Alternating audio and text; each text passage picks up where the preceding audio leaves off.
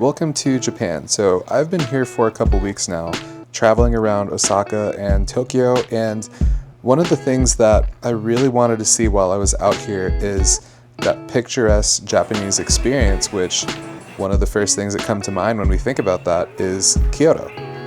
Kyoto is just a short train ride away from Osaka, and I'm going to be upfront with you right now and say I did make a mistake. And I want to show you what that mistake is and how you can avoid it the next time you travel to Japan. Kyoto was always described to me as this quiet, serene place with ancient Japanese architecture dating back thousands of years, so I was very excited to find this and show it to you. This definitely was at the top of my list coming to Japan.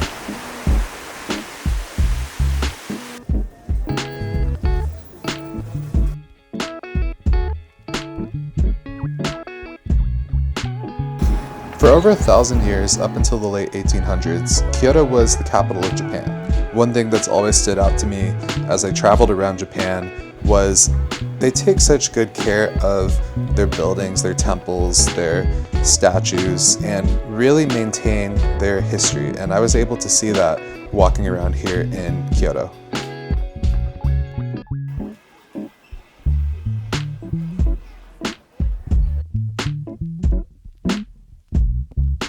So by now you're probably wondering, okay, so what was the mistake that I made, and how does that affect your next trip to a place like Kyoto?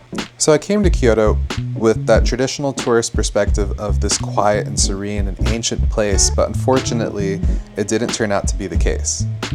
There were so many tourists, I could barely turn around, and I was told by locals this wasn't even the peak tourist season. And what I walked away from this experience was, my advice to you would be, if you really want to experience that quiet Kyoto, get there and stay overnight instead of making this a day trip so that you can wake up first thing in the morning to experience the Kyoto that you're looking for. Even with this in mind, I knew that Japan had this experience that I was looking for. No matter what time of day, I knew there had to be a place, and I found it in Kamakura.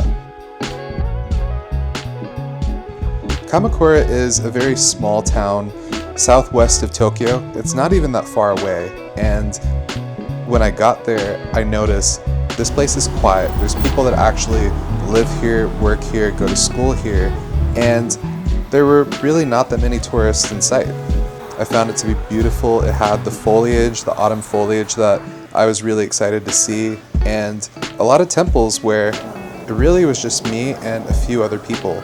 And the experience was so much more remarkable because of that. To get here from Osaka, all you have to do is hop on the bullet train and head to Tokyo. And I was based in Tokyo for a couple weeks, so this was relatively easy of a day trip for me to do.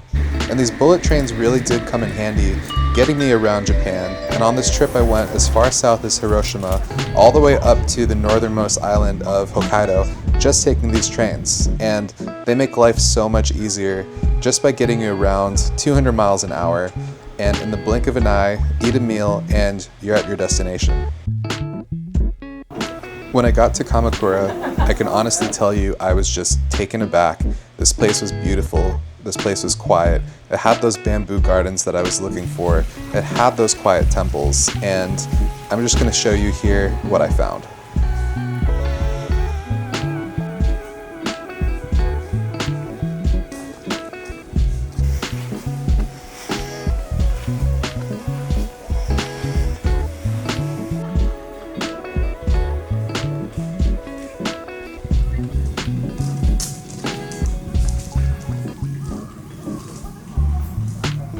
One of the first things that stood out to me about Kamakura was when I got here I realized this wasn't some kind of tourist trap.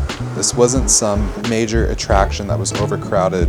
This really was just a town. I saw people living here, I saw students coming out of their school, and I really just got a vibe that this is a place where locals live. Granted, this town is less than an hour away from downtown Tokyo if you take the train, but it felt quiet. It really felt like you couldn't tell where you were anymore. You weren't anywhere near the world's largest city. There were no cars, there was no traffic, just peace. And I loved it so much I actually went there 2 days in a row.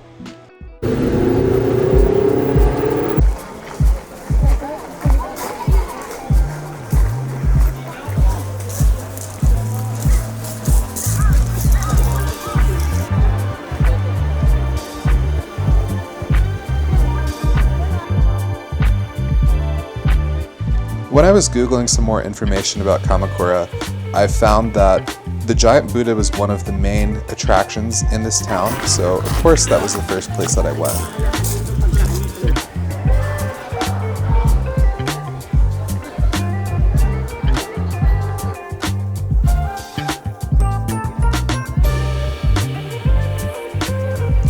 While I was walking around the Buddha, I noticed I wasn't the only one with the idea of filming this place. There was actually a TV crew filming a couple of local movie stars as they walked around and talked about this site. One of the big attractions that I missed out in Kyoto was one of the Inari shrines, which there's thousands of these spread out around Japan. These Inari shrines are very popular, and I'm sure you've seen pictures of these in the past. And these shrines, these walkways lead up to a shrine dedicated to Inari, which is, from my understanding, the god of rice.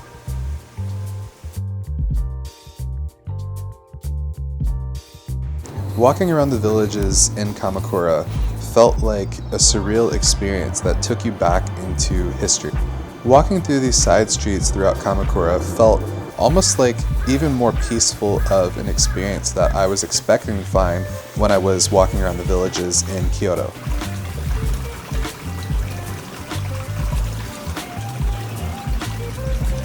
One of those things that always come to mind when I think of Japan, outside of that traditional Kyoto experience, is the autumn foliage. So Japan has tons of these cherry trees and these maple trees, and every autumn they turn golden, and it's just a beautiful sight.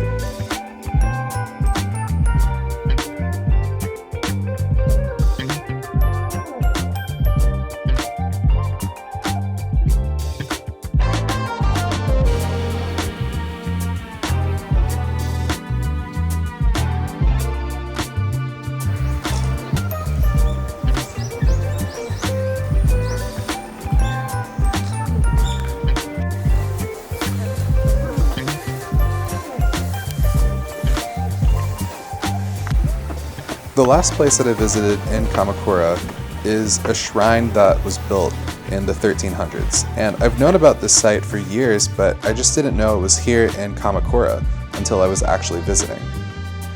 The site was just so remarkable, and the fact that there wasn't any crowd that I had to contend with like when I was in Kyoto made this so much more special. This site was something I'll never forget.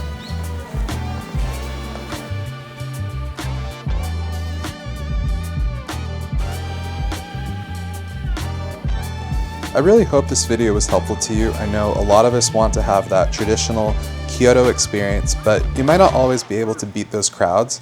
So I recommend adding Kamakura to your list of places to go. And I'm so excited to go back there one day. It was so beautiful.